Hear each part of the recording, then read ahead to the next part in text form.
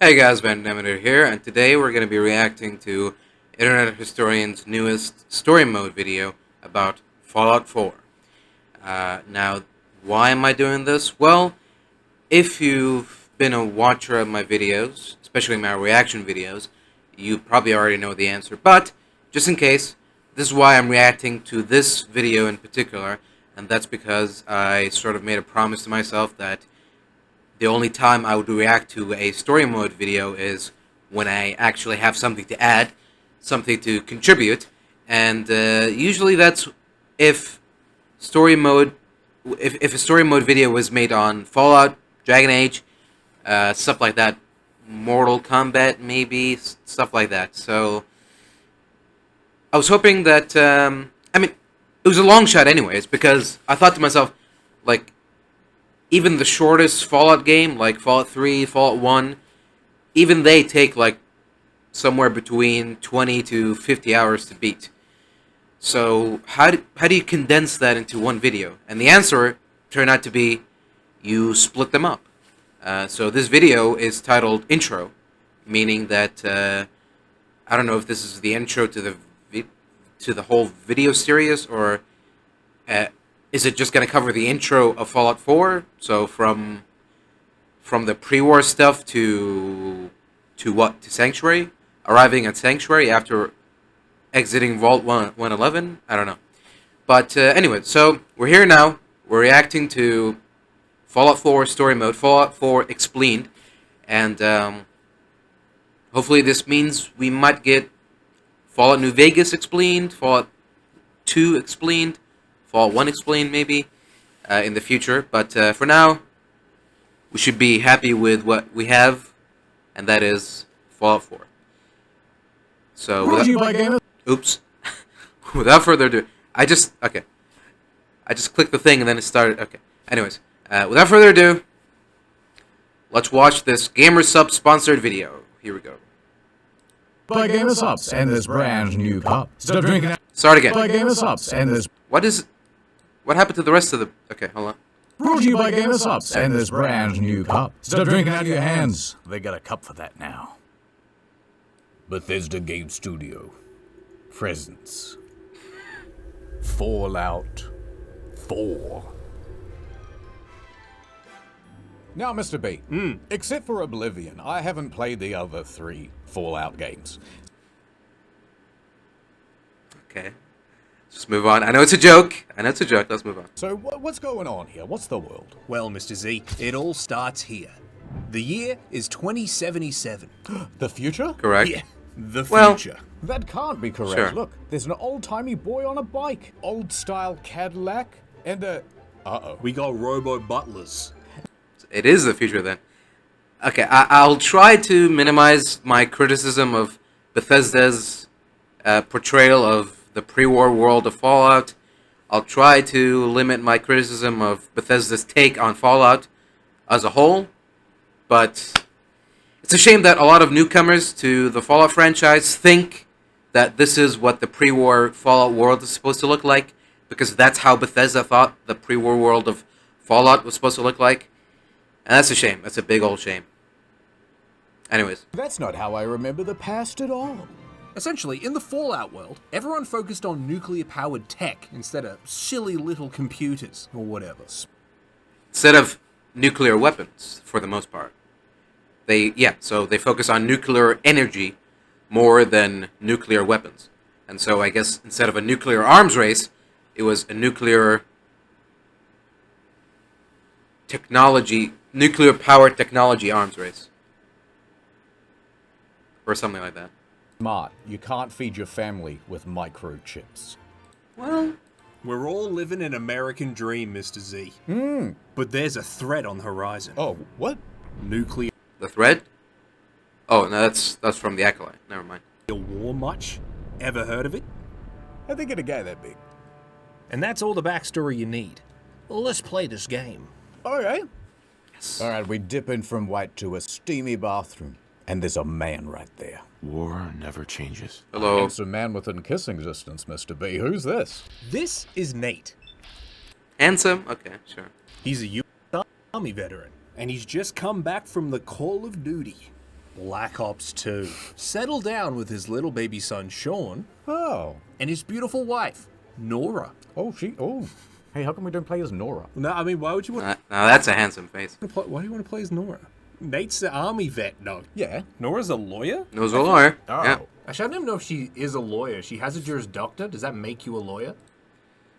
Suffolk County School of Law. She's a doctor of law. I mean, that's close enough, right? I don't think so. You'd be like going to the wasteland with Nora, and she's like, "Hey guys, It's a Excuse me. According to the War Criminal Accords of 2077, you can't discharge any firearms. Anyway, so we're standing in Yes, front of the mirror, and Nate is getting ready because he's actually giving a speech tonight at the Veterans Hall. because he's a war hero." No, stop. I mean, even fucking idiot Emil retracted that statement later. I can't believe that happened. The ego that you have to just go, by the way, you know that cutscene from the iconic Fallout 1 opening? Yeah, that soldier there, that was my character. Yeah, I can just rewrite everything. We own the franchise now, so we can say whatever we want, and you'll like it. Oh, wait, what's going on? Nobody likes it? Oh, well, I didn't mean it. It was a joke. Stupid. Never changes. You're gonna knock him dead at the Veterans Hall tonight, hun. All right, we exit the bathroom and we walk into the kitchen. And there's our robo-butler, Codsworth. Ah, good morning, sir. Your coffee. 2 pods of Nescafe Blend 43, sir. Brewed to perfection. This would have been a good opportunity to do the Gamer Subs ad as Codsworth. Oh, Nate shit. sits down at the kitchen bench, and then Nora comes into the room. Mr. B, it's October 23rd, 2077, and it's just a lazy Saturday morning. Yes. Anything in the news today, Nora? Nothing too exciting. To the Sudoku. Nate's like, there's nothing sacred in the future anymore. Uh-oh, Mr. B. In the distance, I hear a baby crying. Don't worry, Mr. Z. Codsworth jumps into action. Oh, sounds like someone made a stinky. I apologize. I'm sure. So Codsworth goes off to deal with little baby Shaw. The weird Nate plastic comes back to baby is Nora and angry. He's like, you just gonna leave the robot with that baby? You know, I was nervous at first, but Codsworth's really good with Sean. Suddenly, another interruption. A knock at the door. Can you get that? It's probably that salesman. He comes for you every day. All right, so we get off our chair and we walk up to the front door. And there is a man in a yellow jacket. What the hell does he want? He says he's from a company called Vault Tech, No thank you, Mr. B. Close the door. but the man insists. Good morning. Vaultec calling. Remind me again? Vaultec is the foremost builder of state-of-the-art underground fallout shelters. Vaults, if you will. All right, that's great. But why is he trying to sell him a spot in a shelter? Is something bad about to happen, Mr. B? Yeah. Oh, The big kaboom. just in case. It's inevitable, I'm afraid. Wait a minute. Are you talking about nuclear bombs? Regrettably, yes, says the salesman. And coming sooner than you may think. Been there, brother. I'm here today to tell you that because of your family's service to our country, What with your wife getting a Juris Doctorate and all? you have been pre-selected for entrance into the local vault. Now, this game has dialogue options that are simply labeled sarcastic, but what they really mean is do a funny, and we like the funny, so... Yeah, it's basically a joke answer. It's a joke answer. Rarely the sarcastic option is actual sarcasm. It's usually like a dumb voice, a dumb line, a weird meta reference. It's rarely ever sarcastic. Go on, Nate. No, I can't wait for the world to end. See? Is that really sarcasm? I just need to verify some information. That's all. All right, come on, hurry up. We don't know when the missiles might be launching. Sign your name right here, we'll put you underground. Nate signs his name. Wonderful. That's everything. Go away. Just gonna walk this over to the vault. Okay, bye. Now that salesman is gone, Nate spends some time with his family before his big speech tonight. Little baby Sean, Beautiful wife Nora. Hell, even Codsworth. Is that a mod? Oh my god. That took me off guard. He's alright. Among Us. But while Nate's hanging out with Sean, Nora comes in and says, Hey, how's my little guy? I'm pretty good. Much I knew better it. now, huh? I knew you were gonna do that joke. Listen, after breakfast, I was Stupid. thinking we could head to the park for a bit. Weather should hold up. Nora, before I hit the sarcastic option, I just want you to know, life really is perfect. I wish it could stay this way, Fallout, forever. What the fuck? I'm done with this. No. Nope, I'm done. Take it off. Stop. Yeah.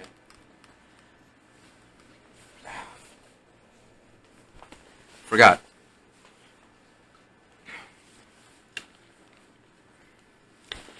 Forgot the only one can stop it is me, so.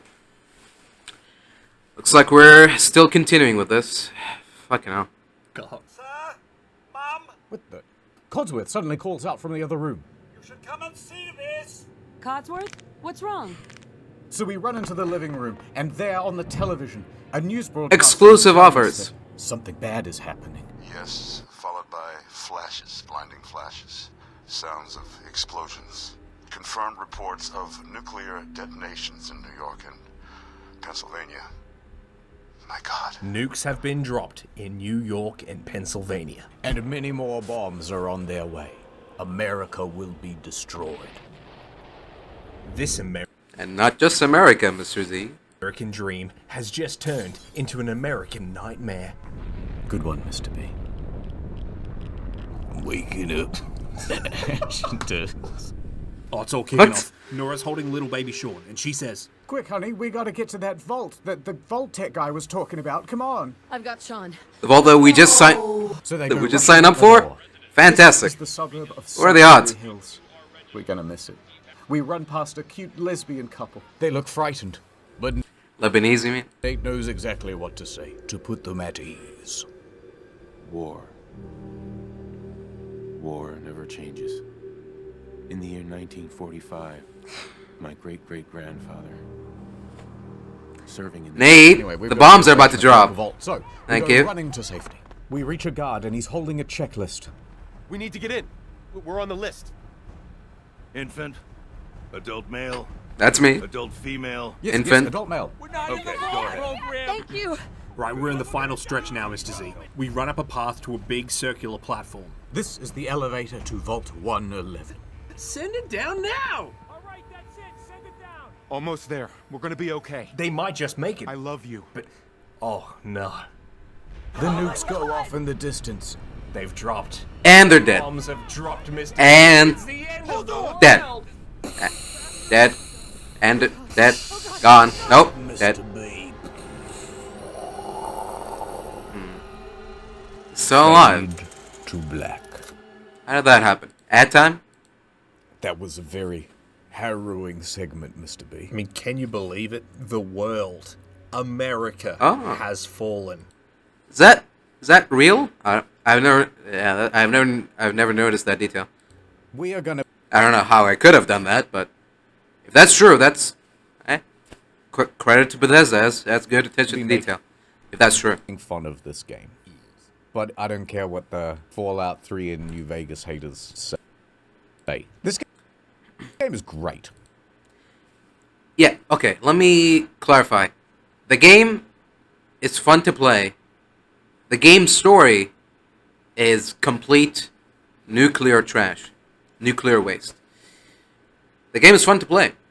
The dungeons, the combat, all the loot, the crafting, the settlement, some of the settlement building stuff, all that fantastic. The music, the score, great. Story, so This game's really, really good. Good game out of 10. And it's got yeah, loading screens aside, glitches aside, crashes aside, this game is actually pretty fun to play. Does that make it a good game, though? I don't know. Objectively good? Probably not. Subjectively good? Sure. Massive flaws. But as we were editing this, all I wanted to do was play it some more.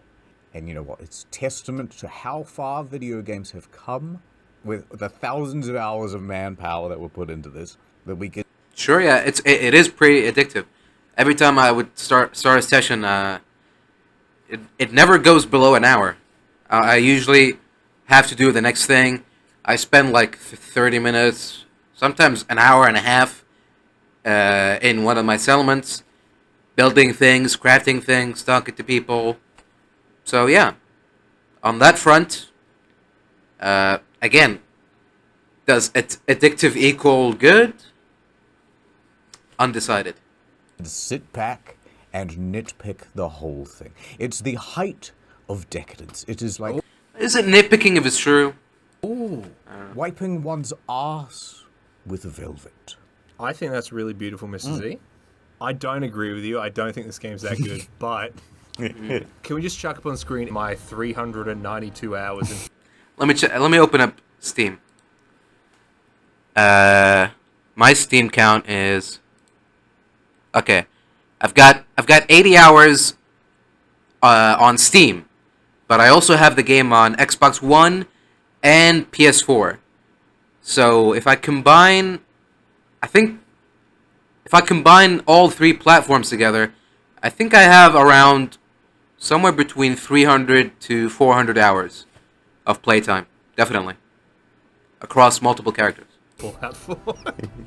Yeah, so there you go. Yeah. We're both actually were pretty big. Don't. Why are you lumping me in with you? All right.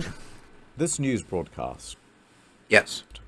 I can't help but feel Voiced by Ron Perlman. I didn't know that until I found out about it online, but there you go. So they had access to Ron Perlman, but instead of making him the narrator, they gave him a little TV anchor cameo. Cool. a little hammed up. There's like a million people watching who all need information. We do have coming in. That's my God. Pull it together. How many? Where?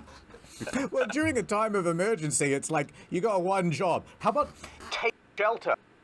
Like, is he not giving that advice? Instead, he's just being like indulgent. My God. I just want you to know how personally I feel bad about this. He mentions. Well, the thing is, he just bought real estate in both New York and Pennsylvania, and now he just found out that both just blew up in smokes. So, I'll be pretty upset too if I were him. Vault 76 on the TV. Oh, does he? Since debuting Yeah. Vault 76 last year, Oh my god, dude, that's like world building. They reference a lot of things. I mean, the Institute is referenced in Fallout 3, and Mr. House is a graduate of MIT, which becomes later the Institute. So, yeah, the synths from Fallout 4 get referenced. The railroad and the Institute are referenced in Fallout 3. So, hey. You can't deny that they had a plan for future games. You can definitely say that they weren't good plans, but they did have plans. So, Oh, look, the Vault-Tec van. Oh my god. Yes. I didn't even notice. A second one? No, that doesn't make sense. It has to be the same one. There's no road here. Could I get a van? there's that little sandy road there between the grass. That's a road, isn't it? I found a problem with the game. Mr. B, I found a problem with the game. I tell you what, this is nothing like Fallout 1. What's Nate supposed to do about his big That's right. Fallout 1 had no cards. speech tonight? You're gonna knock him dead at the Veterans Hall tonight, hun. He's been practicing and practicing. Because of the bombs, it's probably been postponed. Oh no. Yeah. He had that whole war never changes thing going on. He thought that's Wrote down a whole script. He had a couple of jokes in there. All gone. great. Has he got the rest of the speech somewhere? Yeah, no, the speech is the intro. That's his speech. Oh. Why didn't they make that more obvious? That's actually, now that I think about it retroactively, that makes sense. He was practicing the speech in front of the mirror. Right. That makes sense. The thing is, I think they did. I think you just weren't paying attention when you played the game. No, it's not made obvious. Because in Fallout games, you are expected to have that little opening narration that is completely separate from the game. So that's how I always took it, as opening narration. And it was weird that it was voiced by the actor that is voicing Nate. But I never made the connection that the opening narration is Nate's big speech. But I guess in hindsight, it does make sense, I guess. So that is Nate looking at a photo of Nora. Right. And then that is not Nora, that's Nate's great-grandma, and the little kid is meant to be Nate's granddad or something. What? Says who? They're all dressed the same. God, why go that? That's so stupid. I think it's so clear. Like, I hate that you're putting me in this position where I'm... Okay, you're joking now. Okay, you're doing a bit. What do you mean it's so clear? How is that so clear? The people from the 50s are dressed the same way the people from the 2070s are. Defending Bethesda's writing, but Oh this my makes God, perfect this sense. game You just sucks. don't listen. This game sucks. I hate it. I take back everything I said. We descend the elevator down to our new life in the vault. We did it. Yes. Oh my God, Mr. B, we made it. We made it. The gate to the elevator opens. And a man on the other side addresses us. Everyone please step off the elevator and proceed up the stairs in an orderly fashion. No need to worry, folks. Mr. Russell walks Yes, up the first. stairs. I can't believe it. So Nate slowly walks up to the vault facility. We see all sorts of... We push in front of Mr. Russell. We see all sorts of crazy new things. A terribly haircutted man holding a clipboard. A security That's actually close to my hairline. That's embarrassing. guard line dancing in slow motion. Let's do some exercises. Good on him. A vault guy gives us some instructions. Step over to the table, take a suit. And a woman holding some Vault 111 merch. I'll take like 40, says Nate, The swag bag. very solemnly. Thanks. What now? Just follow the doctor here. He'll show you where to go. All right, you three. Follow me. The doctor in the lab coat then leads us further into the vault. Mr. Z, you see that little interesting contraption on his arm? Yeah, What do you reckon that is? I think he's fisted a fleshlight. Oh, you're gonna love it here. This is one of our most advanced facilities. As we walk down the hall, we pass some of our old neighbors from Sanctuary Hills. It's gone. Our home.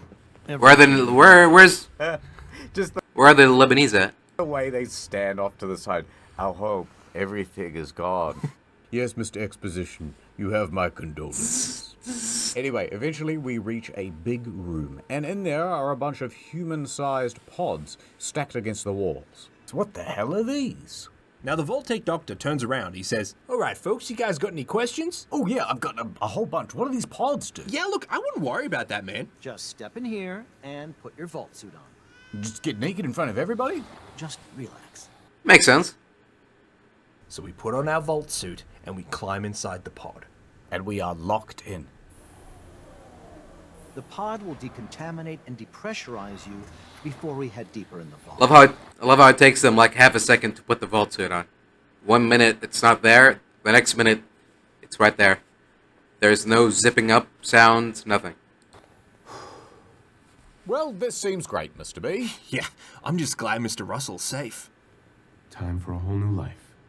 And Nora, she waves to us from across the room. Clingy. Occupant vitals normal. But then we notice that the temperature in the pod is starting to go down. Excuse me, there's something wrong with the air conditioning.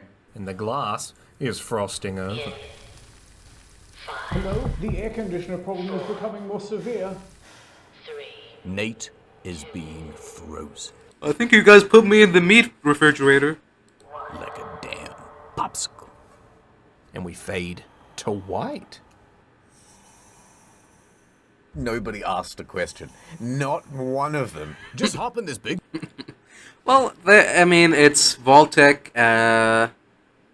What was the excuse he used? He's like, oh, yeah. He was like, you need to get inside this pod to prepare for the journey to the actual vault or something like that. And they were like, "Oh, okay, everything makes sense here." And it's Voltec. They had army guarding them outside, so... And besides, it's not like they can go back outside to the nuclear waste, so... It was a gamble, sure, but what choice did they have? Metal pod. Oh, okay. Yeah. Also, man, if we're Besides, I guess besides revolting against everyone there, what choice did they actually have? being real, I'm like 100% sure that that baby's dead. Like, No, frozen. there is no way that you put a mother and a baby in the same pod. You're like, yep, spin that thing down to 0. Yeah. It works on everything. It's a universal freezer. It's fine. In a blanket. Oh, So it's staying warm. it's got his little beanie. His head is frozen, but everything else isn't. We gotta put a jacket on this thing. It's gonna get cold. That's stupid. So we've been frozen for God knows how long. But then, strangely, Nate hears the voice of the Vault computer. Stable override initiated. Cryogenic stasis suspended. What? Cryogenic stasis? Wait a minute. When are we going underground, guys? Okay, so what's happening? We've suddenly unfrozen. Cryosleep has been overridden manually. It must be time to greet the new world. Hooray! Hold your horses, Mr. Z. We see two figures walk into view. A woman in a full hazmat suit and a bald man in a leather jacket. They seem to be very interested in our wife's pod. Open it. Nora's pod opens. She and Sean are awake. What's going on there? Is it over? Are we okay? Almost. The scientist-looking lady reaches forward and tries to grab Sean. Give me your baby. Give it here, Nora lady. isn't having it. She fights back. No, I've got him. Okay, hold on. Yes? You put me in a cryopod. Yes. And then you suddenly woke me up, and you Yes. were wearing that outfit. Oh, Yes. this whole thing? Yeah. And you said, I need The scary 1950s horror sci-fi outfit, yes? your baby. I'll go, oh, okay. You look. Give me your baby. Give me your child. I need it. I won't say why or who I am. Give me the child. Like a scientist. Like, why would I say no? So Nora is. What? Wait, I thought you were agreeing. What do you mean, why would you say no? Because you don't know who they are, and they are dressed like, I don't know, like Hazard Squad, Bomb Squad looking things, like, no way. First of all, you're a stranger, and second of all, you're an upsetting, scary-looking stranger, too. No, thank you. Tell me what's going on, tell me who you are, and then, if I'm convinced, I'll give you my baby. Otherwise, no. Hell no. Fighting with the scientist. No, you cannot have my baby. Just because they're dressed in scientific gear doesn't make them automatically scientists. No, I've got him. Let the boy go. And then the mysterious bald man holds up his gun. I'm only gonna tell you once. Now here it's a 50-50. Like, I would understand if you would say, no, even if I die, you won't take my baby. And at the same time, I would understand if you say, you know what? I don't want to die. Take my baby. But as soon as I get out of here, I will come after you and I will find you. So either scenarios, they have both pros and cons. But either way, I don't know. It's a tough decision. Obviously, if you decide to not give up the baby and you get killed, then the baby gets taken and you have no way of getting them back. So, but at the same time, the emotional damage from willingly giving up your baby like that to a bunch of strangers, a bunch of armed strangers, who might end up killing you or freezing you back in your pod again. That's a tough call. I don't know what I would do. I'm not giving you son. He shoots her dead. Nora's pod closes back up, and the scientists abscond with Sean. But before they leave, Mr. B, The bald man walks right up to our pod and says, At least we still have the backup. "You better get a good look at me so you can get revenge, leader." Why did they refreeze her? Reinitialized. Our teeth start to chatter, and we go back to cryo sleep. End of scene. Ad time. Yes. Mr. B, let me tell you a story. Go on. Go on. I was wandering in the forest one day, but it Yes. was very foggy. I started to get lost. Were you in Silent Hill? Where am I? I was so parched. I thought I might die of thirst. But then, in the distance, "Hello," said a man behind me. I turned around. There was an old man right there. Hello. "Feeling thirsty, Nice. perhaps?" he said to me. Then Nice- he nice showed me choice of his music. magic goblet. Music. First he poured in water. Music. And then a scoop of gamer subs. What is Gamer Subs? It is a magic flavor powder drink used by wizards all across the globe to help them through their Grand busy wizards? day. Available in both caffeine and caffeine-free. What flavor? There's so Wait. many flavors on the website. Look at all these. They And both then look the he same. shook the cup. He said, "Peer into my ball, and I shall read your mood." Because the ball was transparent, we could see the color of the gamer subs. "Look, boy, it's blue. That means you're literally dying." He put a cup up to my mouth. "Drink, boy," he said. I gulped down every last drop, and suddenly I started to feel energized, like I'd perked up, but with no sugar. So then I got out of the forest, right? And then I went back to work. And then I put the cup there on my desk. Put Yes. my own flavor in there. People thought it was a very nice cup.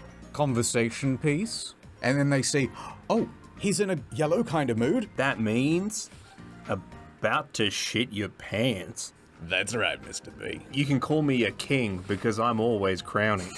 Anyway, so that's the cup. I hope you like it. Oh, but Mr. Z, I've only got 90% of the cost of one of those cups. I've got good news for you, Mr. B. Gamer Subs right now is doing 10% off. It's the whole store, 10% off the entire store. It's an unbelievable deal. But only if you use the magical incantation. His story in that checkout. It's a spell. Ad over. Yes. More time passes. Gathered as much. Sunset. Sunrise. Oh, once again, we have returned from the frozen world. It sounds like the cryo system's failed, and it's thawing us out. Thawing. Nate stumbles out of his pod and falls to the ground. He looks at Nora, he runs over and he's like, Come on! There has to be a release! I'm gonna get my wife. Maybe the bullet froze before it went right through her skull. Come on, come on, come on! It's possible. God! The door to the cryopod opens. Oh my god, my wife. I'm too late. The body's already cold. I'll find who did this, and I'll get Sean's back. About as cold as me. We loot the wedding ring. It's been a hell of a day, Mr. B. The world ended, Nate's wife is dead, and his baby Sean has been stolen. What is there to do? The world blew up. Build his life. Alright, step one. I gotta get out of this place. Too many bad memories. So we go running haphazardly through the vault. How long have we been out? Well, we don't know. A couple days? A minute? 2? What's going on? Things look a little different. The whole place is deserted, and it's looking a little bit worse for the wear. There's giant roaches and skeletons. Where's Mr. Shepard or Everyone else whatever? in this vault is dead. There's not a single living soul here but us. Even Mr. Russell's dead. Mr. Russell. What happened in this vault while we were frozen? There's no time for that now, Mr. B. We've just arrived at the exit to the vault. But it's closed by a big door. He walks up to a big security panel, and when he tries to open the front door... Ah, no, Mr. B, you need a Pip-Boy to open the door. Oh, look at that. Thank you, There's computer, a Pip-Boy on this skeleton's wrist. for telling me exactly This is what I that needed. scientist from before was wearing. Fantastic. This must be him. So Nate picks up the Pip-Boy and puts it on his wrist. I hope it doesn't turn us into a skeleton. He then plugs the Pip-Boy into the door console. We're in. Then we press the open button on the vault. Vault door cycling sequence initiated. The door rolls open. Please stand back. Nate saunters out of Vault 111 and into the wasteland. Return to the surface, and thank you for choosing Vault Tech. Vault Tech. The elevator doors open. Sunlight beams through. They've still got that in the future? Nate lowers his hand. Incredible. And the vision of a wasteland comes into focus. Oh my god. What happened? Remember the nuclear explosion? That was just mere moments ago. Oh, yeah. Wrong, Mr. B. This was many moons ago. Not knowing quite what to do, Nate decides to head back home. So Nate makes the haunting walk back to Sanctuary Hills. Things are looking a little bit different. This is a lot of environmental storytelling right now. We look at an old destroyed billboard. Reminds me of the long, long ago. We walk a little further and, oh, there's a skeleton on the ground. Something must have happened here. You know, war. Yeah, what? Yes. What about I mean, it may never change. What? Yeah? But maybe. it certainly does. No, war does change. Yeah. War has changed. Sometimes. War's changed Boston But how Couple of much? times. into a wasteland. Yeah. Can we get this in black and white? We go, so war, Right. but what it does change the Boston into the waste, the Commonwealth. You have given me a lot to think about. Yep. Anyway, Nate returns to Sanctuary Hills and walks through the devastated houses until... Look, Mr. B, there's our house. Oh, and in front of it, yeah. is Codsworth. Yes. He's still alive. Codsworth? Yes. It's really you? Nate asks a very important question. What? I'm afraid I don't know anything, sir. Huh? The bombs came and all of you left in What? such a hurry. Yeah. 2 centuries with no one to talk to, no one to serve. 200 years? How many years? That's insane. A bit over 210, actually, sir. Nate's like, that ain't right. And he quickly looks down at his pinpoint to check the date. Uh-oh. The year is 22. Says so right there. He was frozen for 200 years! Codsworth hits us with the sarcastic option. That means you're 2 centuries late for dinner. What? Actually, while we're on the topic, Why does it look like shit? Why haven't you been cleaning? He has like one function. Good point. Yep. It's to clean. I saw him trimming the hedges before. Right. Don't get me Why didn't he clean this entire neighborhood already? It's only been 2 centuries. started about the futility of dusting a collapsed house. 10 years trying to keep the floors waxed. But speaking of waxing, where is your better half, by the by? she's dead, Codsworth. Someone shot her right in the head with a 45 cal, and her head exploded like a glass jar filled with goo hitting a concrete step. Then they kidnapped Sean! Codsworth salts the wound. Sir, I've been thinking. It's been ages since we've had a proper family activity. Checkers, or perhaps charades. Damn it. Nate has had enough. Fuck you. Dying. Tragic, says Nate. He must have died when the bombs went off. All right, time to find my son. Now, with no real clue of where to go or what to do, Nate heads off into the wasteland. He goes running for many miles along the road. It's just like that Cormac McCarthy novel, Blood Meridian. Until he comes across an old petrol station? Whoa! And there he meets... Wait, what does that say? Hold on. Shit. Go back a bit. It's just like that Cormac McCarthy novel, Blood Meridian. Until he comes across an old petrol station? Old. Actually, the cars are nuclear and don't need petrol. Red Rocket is actually a coolant distributor because there's no petrol in canon. Actually. Okay. Yeah, that's a good point. So, they wanted the gas station aesthetic, but at the same time, they had to account for most not all cars were nuclear powered.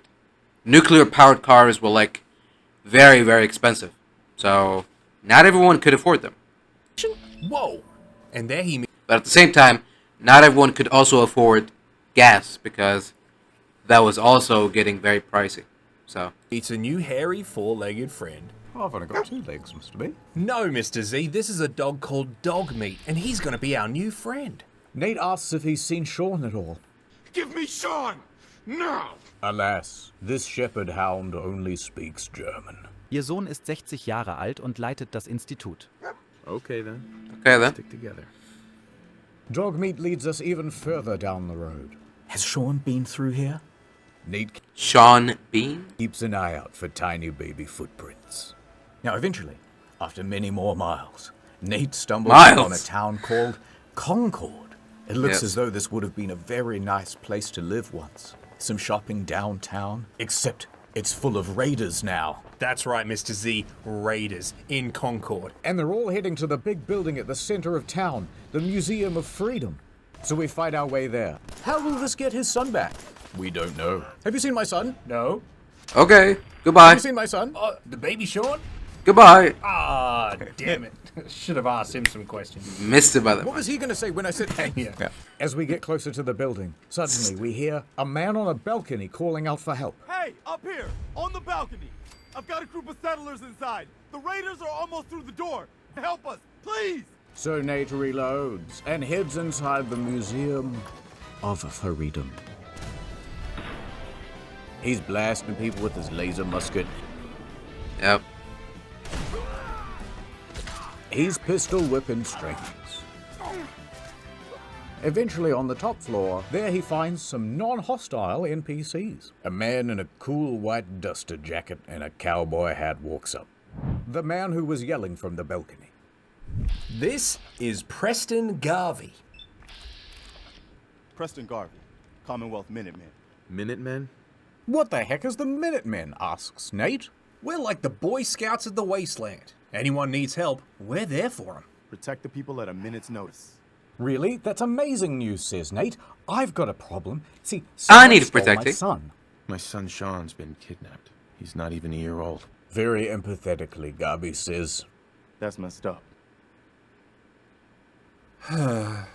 For real, for real. Anyway, on to my problems. A month ago, there were 20 of us. Yesterday, there were 8. Now we're 5. That means we lost a total of 15 people. That's way worse than just your son. Maybe you should be consoling me. Sorry. Sounds rough. Thanks. Nate solemnly says. The world's changed so much. None of this makes sense. Yeah, awesome, says Garvey. Listen, we need your help. And then maybe we can help you, huh? Nate scans the room. Now, Garvey is talking about these people. Who are these people? Just folks looking for a new home. Let's meet them now, says Preston Garvey. The long Da-da-da-da-da-da. in June. What are you going to do in that stupid jumpsuit? Bleed to death? That's old Mama Murphy on the couch. Okay. This old lady, she's out of her mind. And this here is Sturgis. Hey. Preston then looks out the window. Okay, that's enough chit-chat. There's more raiders coming. And it looks like there's far more of them than there are of us. We need your help. Nate says, but we're so outnumbered. What are we supposed to do? Don't worry, we've got an ace up our sleeve. Sturgis, tell him. The camera pans over. There's a crashed vertibird up on the roof. And? Looks like one of its passengers left behind a seriously sweet goodie. We're talking a full suit of Cherry T-45 power armor. Now, Nate already knows what that is, because Cherry? he's in the army. That's some serious protection. Oh, it gets better. There's also a minigun, says Sturgis. Minigun. So off Nate goes to the roof Cool. to grab that power armor. He leaps right off the building and starts opening fire. But for a minigun, No? it seems actually pretty big. But, uh-oh, here's trouble. A sewer grate busts open, and out comes a death claw. And it's got a skull next to its name. That's the most fierce monster in the whole game. And we're fighting it right at the start? This Whoa. is a little bit different to the Fallout I know. Guys, you have no idea. We're about to kill it in half a minute. We basically had to quick save scum. It was so difficult, I nearly Steam refunded the game.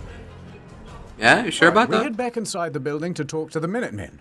We march right up to Preston Garvey, and he says... That was a pretty amazing display. No problem. And now that I've helped you, Preston, can you help me find my son? Preston puts down his gun and says, Listen, one thing you should know about us, we help out our friends. Amazing. Okay, cool. So the last place I saw Sean was... So here. Oh. And Preston hands us 100 bottle caps. What am I supposed to do with this? Okay. What happens now? Well, we can't set up a base in Concord. There's too many raiders here and more are on their way. So instead we're gonna go to a new place. Mama Murphy's been talking about it. Some old neighborhood, but one we can make new again. It's called Sanctuary. Let's head there now. I heard it's beautiful this time of year. Settle down here. Make it a place to call home. What do you think? Yeah, I used to like living here. In the long, long ago. He looks down, looks back. Before the war. I lived here over 200 years ago.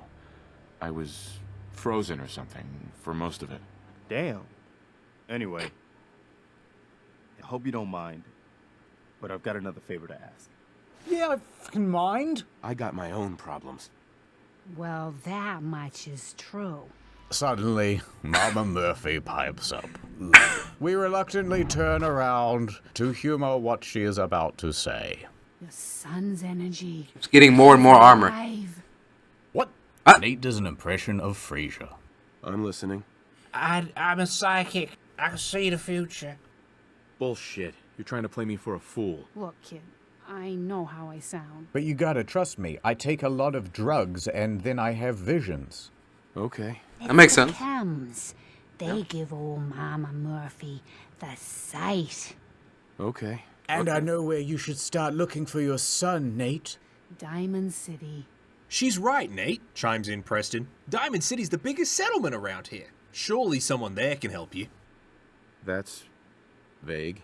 Oh, don't be like that, Nate. Head to Diamond City. I'll even mark the location on your map. And you know, while I'm marking locations on your map, I got a word from a settlement asking for help. Oh. Do you think you could go help out? We're with the not settlement? doing that. Alright, so... Okay, I mean, as long as it's a one-time thing, right? It is just a one-time thing. It's not going to be forever repeating, is it? Off we go running to find our son and ignore the middlemen. That's right, Mr. Z. We're off to Diamond Da, City. da, da, da, da, da, da. Well, Mr. Da, da, Vic, da, I da. think things have just gone from bad to worse. Out of the cryopod and into the freezer. What is a man such as Nate to do? If this was me, I would take this time to reflect. I'd start working on myself. I'd start reading more. I'd start working on my semen retention. I would start focusing on stacking cash. All right? Right, yeah. Now, here's what I don't understand. When they unfroze Nora's pod with Sean, Yes. they unthawed me too, and I don't understand, because there's clearly like a console on each of the pods. Why didn't they just unfreeze Nora's? What would be way spookier? I think the implication was they did it from... I think you can see it in Kellogg's visions. I think they did it remotely from one of the terminals. And either all of them got unthawed or... I don't know how that works. I think all of them got unthawed, or they unthawed Nora and they unthawed Nate by accident because they were adjacent, or something like that. Is you wake up and your wife's dead. Yeah, I can't... Sure. I can see that being somewhat better. Yeah, I think it helps to not know how it happened. Right, okay, sure. I can't help but feel that as well. Like, oh wow, time to reunite with my family. What the hell? You know, you go over to the... They see a dead wife and no son. Surely Mr. Russell's okay. And you press the button and... Come on! No! It's like you find out that he's... Wake up, Mr. Russell! Hey, if anyone watching this is one of the, like, Bethesda lore channels, could you please do a lore video on Mr. Russell and then let us know? We'd love to see that. I love that guy. I don't know. I'll do that, sure. Understand. It's probably gonna take, what, 5 minutes? Cosworth. Like, he's still operating. He's still functioning. He hasn't lifted a fucking finger. He could be doing the hedges. Well, he doesn't have fingers, but... He does do the hedges. He's doing the hedges when you come up to These him. hedges ain't done. He could take down a tree if he wanted. Why would he do that, though? Was that the laser musket? I mean, his his tools are probably very rusty, but It really annoys me. Yeah, go on. You take a laser rifle, which is Yes. this like culmination of amazing pre-war technology, right? Yes, But yeah. what the Minutemen do, Mr. Z, is they take this laser rifle, they strip all the important parts off it, and then sticky tape those parts to a wooden stock On a wooden thereby stick. creating a worse laser rifle, and then say, "Yep, that's our new gun." It's insane. because Minutemen, right? Minutemen, they have muskets, so future Minutemen have laser muskets. It's all connected. Hey, is what it is. It'd be like taking an AK-47 and chucking it on a broom and being like, "Oh yes, it's a Kalashna broom. It's the main weapon of us, the Scrubby Dub boys." You can sweep and you can shoot. Yeah, it's like, what is the advantage? Is it better? You can keep more bullets, right? No, less. Much less, like a lot less. Is Mama Murphy blind? No, she has the sight, dude. Mr. B, is Mama Murphy actually psychic, or is she just kind of like wacky? Within Fallout, psychers, what they're called, exist. What, like in Warhammer? Yeah. Okay. Well then. It's a thing. Can you stop fighting me on this? Trust me, okay? I like For the most President part. Garvey a lot more than I. But does that mean that she is one of them? I don't think so. I think she sees visions from the chems. Does that make her a psyker, or does that make her just someone who hallucinates things that just happen to be related to whatever is going on? I like Sturgis. You don't like Sturgis? A full set of cherries. I hate that. Who doesn't like the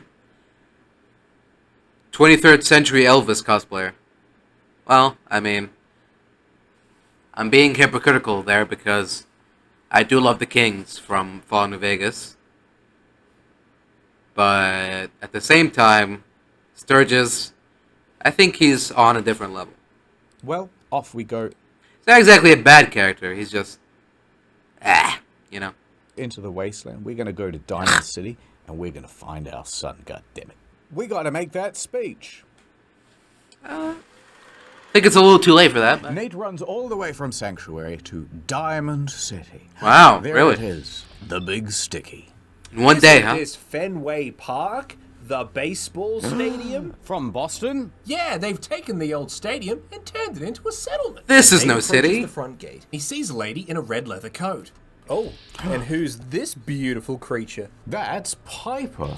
And she seems to be locked out of the city. Damn it, Danny, open up! Stop playing around, Danny. I'm standing out in the open here for crying out loud. Piper's in the middle of an argument with a guy on an intercom system. Oh. Now the guy on the intercom's saying, I'm sorry, Piper, but someone put up a no chicks allowed sign in the city, and and I'm just following orders. Got orders We don't like your kind around here. not to let you in, Miss Piper. I'm sorry. Mr. B, I don't understand. What's going on? So Piper here is a reporter for a local newspaper, Mr. Z. And it sounds like her most recent article was very critical of Diamond City's mayor. So now she's been locked out of town. Mayor McDonough's really steamed, Piper. Saying that article you wrote was all lies. Oh, look, it's the scary reporter. Ooh. Protecting Diamond City means keeping me out, is that it? I'm sorry. Ugh. I live here. You can't just lock me out. Piper turns around and sees Nate standing there. She says, You want into Diamond City, right? I do, says Nate, shaking his head up and down feverishly. Yeah. And so Piper comes up with a clever ruse.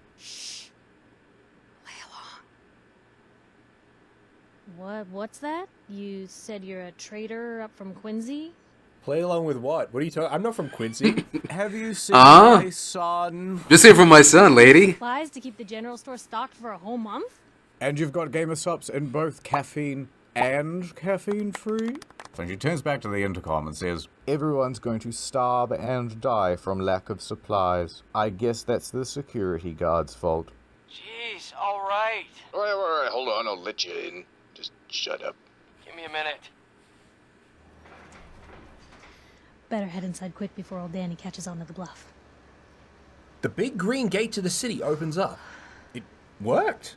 We're in. The idea that they don't have monitors to see out the door Like, what's the point of this big f***off door if a raider can come along and go, "Ow, I'm an injured little kid.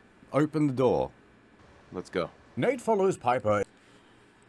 Okay, yeah, I see your point, but they also have a lot of security guards. I don't know. It's a good point. I don't think, as far as I know, I don't think, like, CCTV cameras exist in the Fallout world. I mean, they kind of do, but for vaults, because in Fallout 2 you can see, like, CCTV footage of Frank Horrigan killing a bunch of vault dwellers. So I think, like, internal cameras exist, but only in vaults. But I've never seen cameras, security cameras, outside in the Fallout world. But it's a good point, nonetheless. Into the stadium. And, oh, who's that there? It's the mayor. And he's still powerful mad about that article that Piper wrote.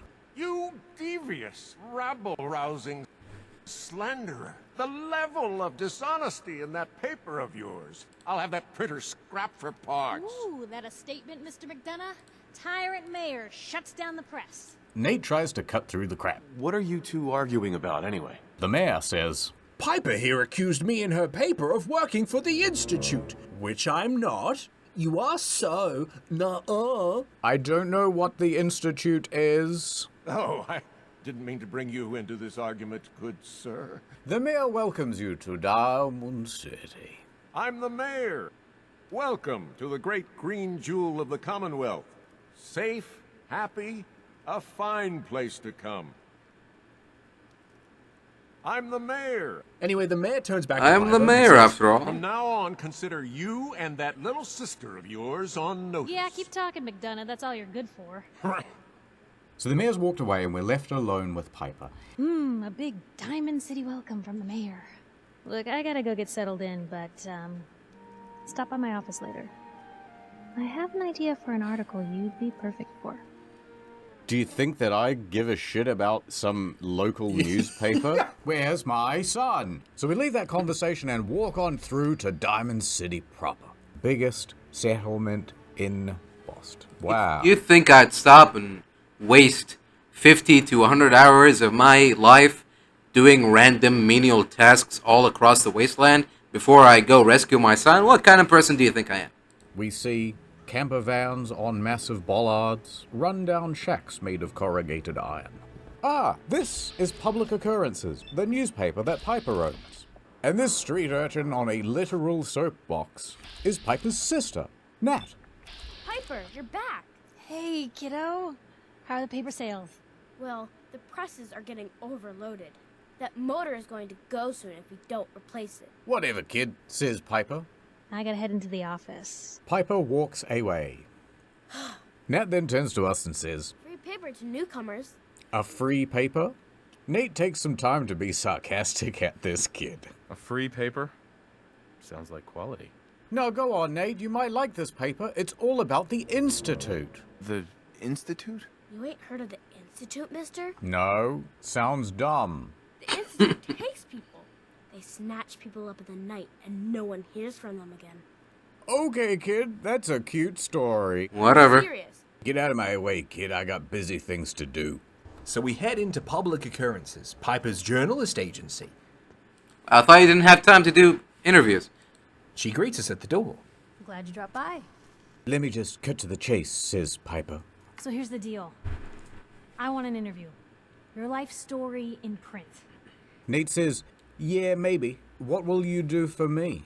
Do this big exclusive interview and... I'll tell you what. I'll come with you. I'll become an optional follower and companion. Nate agrees. All right, Piper. I'm in. Good. And we pick the sarcastic option for every question of the interview. Let's get down to business. So, I know you're from a vault.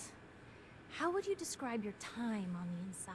Why would they put a sarcastic option if they didn't want us to pick it, right? Exactly. You put these dumb options here, so if I end up choosing them, that's on you. If you don't want me to choose them, then don't put them there. It's just me and 1,000 guinea pigs. They turned Carnivorous. They had. Oh my goodness, the sarcasm, so sarcastic. I can't handle it. I think I only did this once, giving sarcastic answers, because I just couldn't do it to Piper. I would tell the truth every time. Little machines that gave us Reddit gold whenever we made a funny. Okay, I guess we're gonna have to go with the satirical approach. So, you've seen the Commonwealth, Diamond City. How does it compare to your old life? You're all living in rusty shacks, killing each other. My God, the smell. Okay. Now, the big question. Why come to Diamond City? The $1,000,000 question. You're looking for someone, aren't you? Who is it? I am looking for someone. Who are they? My son! Oh, a missing person? What do they look like? Well, he's about yay high, and then he squats like all the way down the ground. It looks like me, but younger. Bald. Wearing a beanie, I guess? Very young. Blue eyes, just like useless stuff. But like never specifies that he's a baby. Has trouble walking. It's a really, really small person. But he's not in a wheelchair. Piper then drops one bombshell of a question. Do you suspect the Institute's involved? The Institute? Who were they? Piper takes a deep breath. That, Blue, is the biggest mystery in the Commonwealth. No one knows nothing about the Institute. They're pretty much the... Except that they know they're called the Institute and that they take people. The Robo-Illuminati. No one really knows who or where they are, but their handiwork is all over. Okay. It sounds crazy, I know, Nate, but they really do exist. Okay. No, wait, I can prove it, Nate. They're basically cloning people and replacing people with... Okay. Okay, sure. Synths. Synthetic people. They make synthetic people? That's right. And they act as, like, the spies of the Institute and stuff. Sometimes they even replace a person with a synth double. So Piper takes a big pause and expectantly looks at us and says... So, do you think they could be involved? The Institute, or one of their agents? How could I know? I've been frozen for 200 years, and you just told me what it is. Well, in any case... For the last part of our interview, I'd like to do something different. What would you say to someone out there who's lost a loved one but might be too scared or too numb to the world to look for them?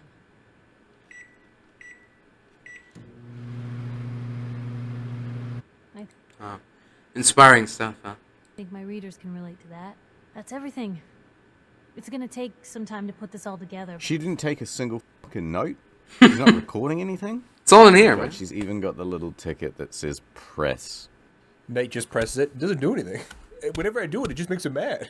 Anyway, I agreed to come with you, right? And just like that, we have got our second companion now, Piper. All right, well, what Technically third. do I do next, says Nate. Let's go to Nick Valentine. He's a private detective, and he's very good at finding people. Also, he's got an office here in Diamond City. Let's go. Just say the word when you're ready. Oh. I can't wait to see where the story goes next. Piper then goes over to her couch and sits down. Well, Piper, I hate to say this after you just sat down, but... Hey, Piper. Heading my way? Sure, let's go. Will do. What the fuck is going on? What do you mean? There's nothing wrong here. So we head through the back streets of Diamond City. We can see a neon sign that reads Valentine Detective Agency. This is the place. We head into this detective agency, and frankly, it's a mess. Oh, well, of course, they've got the cinder blocks, standard issue. His ties. Every detective has one of those. Why are they bothering to put things in cabinets and then leaving papers on the floor and then walking on the papers? You're being pedantic. I'm not. They're being ridiculous. You're being pedantic. Also, look how low that ceiling fan is. Just cut your head off. Across the room is a young lady, rummaging through a filing cabinet. So Nate approaches and asks, Something wrong? You look upset, ma'am. Are you okay? Also, in regards to those scattered papers, I think that's just part of the texture of the floor itself. Every like preset shack interior looks like that. The floor always has these, because if you look closely, they're like glued, like they look like they've been painted on the floor. they don't have like shadows or anything. They look like stuck to the floor. So that's why there are papers scattered on the ground, because it's part of the floor texture. Dude, its tone. Something wrong? What's going on there, sweetheart? I don't want to see you cry. Another stray coming in from the rain. The lady spins around, and she says, Afraid you're too late. Office is closed. Look, stranger, the office is closed right now. And Nate replies, Wait, who are you? You the detective? Me? No, I'm Nick's secretary. Handle his appointments, his papers, that sort of thing. well, that's great. I need to see Valentine pronto. Yesterday. I need him to detect where my son is. He's been taken, and my wife's dead. No can do, stranger. You see, Mr. Valentine's gone missing. He disappeared working a case. Skinny Malone's gang had kidnapped a young woman, and he tracked them down to their hideout in Park Street Station. Oh no, says Piper. Nikki's missing. Not him. What has he gotten himself into this time? Do you think maybe the Institute's involved? Shut up, Piper, this is important.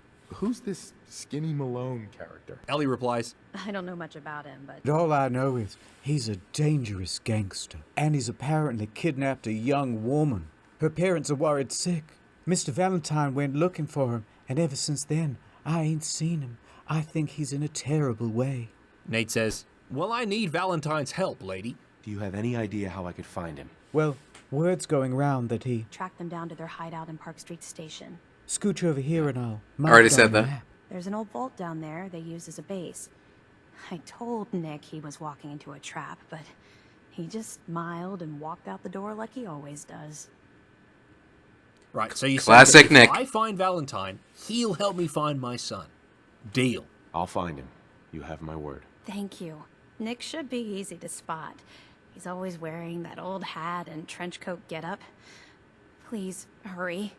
So we head off to find Detective Valentine. And as we leave through Diamond City, what the hell's happening over there, Mr. B? It seems like there's some commotion in the town square. What's going on? Everyone is gathered around two men in the center of Diamond City. This guy with his hands up is Riley, and this guy holding the gun is Kyle.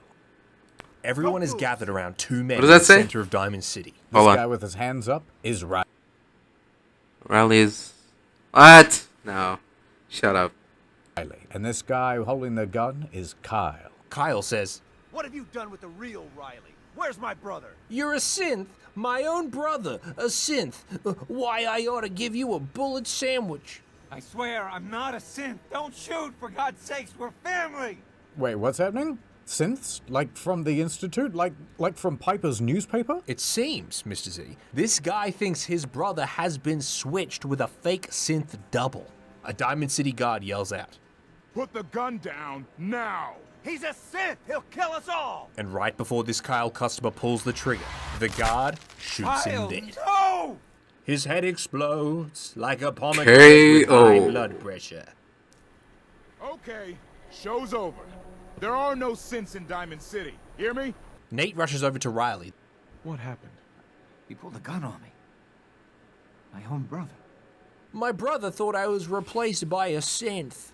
Well, are you a synth? I'm not a synth. I told him. Oh. Kept telling him. Okay. Of course he's not a synth, Mr. B. He looks just like a human. Yeah. Surely the guard has something to say for himself. Officer? I need you to step away, Scabber. I understand, officer. I just want to know what happened. It's that newspaper's fault. Got people all riled up, thinking their own family might be replaced by machines. Oh, so this is all Piper's fault. She's causing all this synth paranoia, Mr. Z, with her silly newspaper. Ginning up the whole city with conspiracy theories, Mr. B. We just cut to Piper, she's just eating noodles. She doesn't give a shit. Not my problem. Anyway, says Nate, let's go find this Detective Valentine customer. If I never see a synth ever again, it'll be too soon. And so, Nate and Piper leave Diamond City. Okay, so we gotta go save Nick Valentine. He is holed up in a vault, and the entrance to that vault is a subway station. We are now outside that subway station. Let's jump in. So we get into the subway, and at this point we overhear some very incriminating dialogue. I'm telling you, joining Skinny Malone's crew was the best decision we've ever made. I tell you what, I love being a bad guy, and I love being part of the Skinny Malone crew, which I am, And my name is the Skinny Malone guy / Steve. The exposition boys go on to say, I still say Malone's weak. They caught that detective snooping around, and what does he do? Locks him up. These guys speaking, by the way, are the Trigger Men. They are part of Skinny Malone's crew, and they are old-timey gangster laughers. So Nate And they're easily triggered. walks into the reception of the subway, and the Trigger Men instantly intuit that He's here for the detective. I said, Ruh-roh. Nate engages in combat. say hello to Goodbye. Malone's gonna have your guts for goddess. Nate makes his way down into the subway. Let's see those moves, tough guy. You pay for that, wise guy. He shot at me with his bullets. Out ahead. Get behind something, you goon!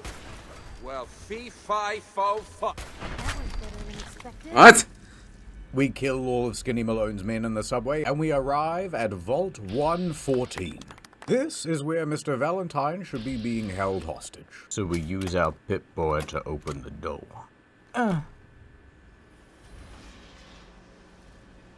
didn't think we'd be coming back to a vault so soon, huh? Piper's just like not listening. Oh, thanks, Piper. The eating noodles. Big vault door opens. If Mr. Russell was here, he Loading would all the go corpses. first. But it's just me and Piper, so we run in and we start blasting. God. Don't worry, Valentine. This is for you, Russell. Alright, so there's more gangsters in this vault. We kill them. We keep pushing through until we reach a central atrium within the vault. And we can overhear a very subtle conversation happening in the distance. How you doing in there, Valentine? Feeling hungry? Ah, Nick Valentine, you are in there and looking out of the window and hearing me with my voice. You're good. I'll give you that. Want a snack? Keep talking, meathead. Alright, Valentine's locked in that room. We gotta get in there. It'll give Skinny Malone more time to think about how he's gonna bump you off. Don't give me that crap, Valentine. You know nothing, you got nothing. Really? I saw him writing your name down in that black book of his. Valentine seems to be playing mind games with this guy. He must be one cool customer. Lousy, cheating card shark, I think were his exact words. Then he struck the name across 3 times. 3 strikes? In the black book? But I never... Oh, no. I gotta smooth this over, fast. Now, if we sneak real quiet-like, we might be able to close the distance across the room while the gangster is distracted. Are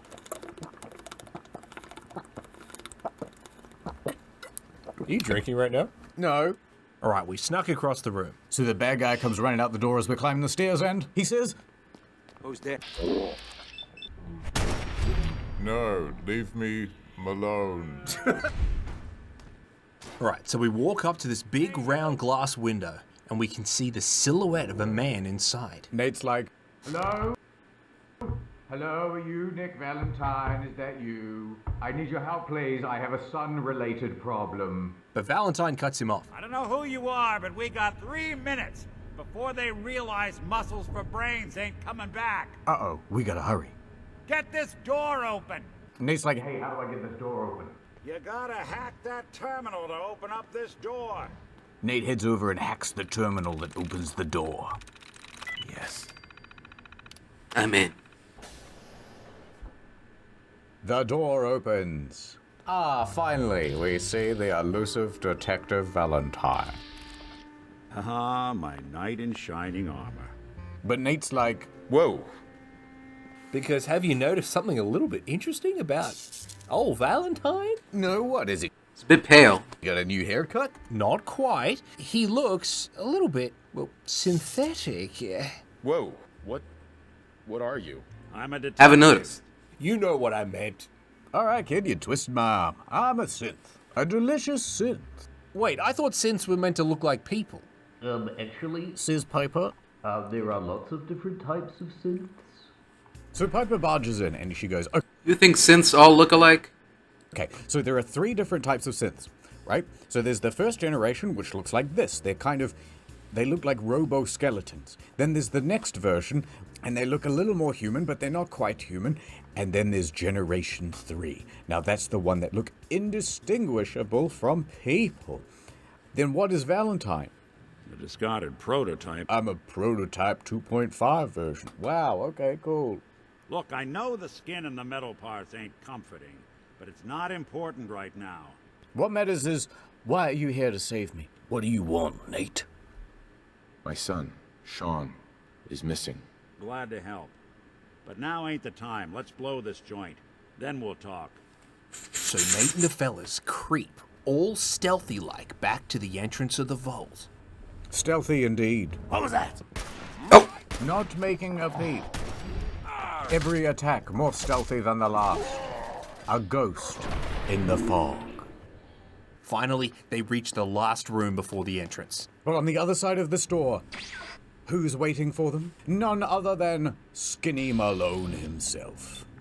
What are you doing? You come into my house, shoot up my guys? You have any idea how much this is gonna set me back? Valentine, we may go way back, but killing my friends and dismantling my mafia operation, well, that's three strikes in the black book. Ooh. Oh, come on, Skinny. No, I'll know what that means. I wouldn't be here if it weren't for your two-timing dame, Skinny. By two-timing dame, Valentine means this lady, Darla. The camera cuts to a lady in a fancy sequin dress, and she's holding a baseball bat. You ought to tell her to write home more often. The reason why Valentine is here is because he was trying to rescue Darla and bring her back to her parents. Then he got caught and kidnapped. I can't leave here, Darla, without taking you back home to your family. However, Darla does not want to go home. Oh, I'll just run back home to Daddy, shall I?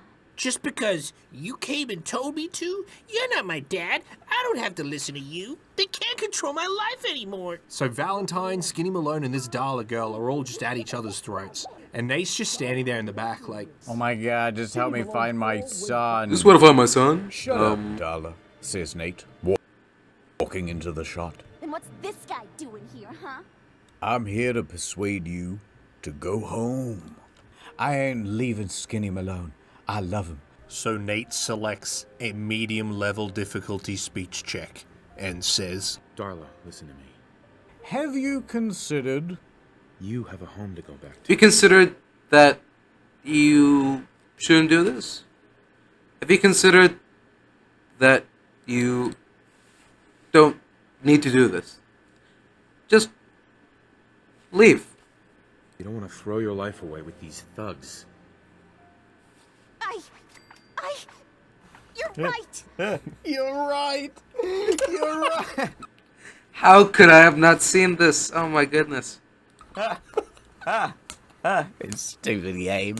Though, in Darla's defense, I did console command myself to have 10 charisma, so she is up against a brick wall of personality. What am I doing? I've gotten all mixed up. So with one line of dialogue from a stranger, the missing girl Darla has been convinced Completely to go home. changes her lifestyle. Where are you going? Home, Skinny. Where I should have been all this time. This is goodbye for us. And then it just, like, I'm leaving this minute.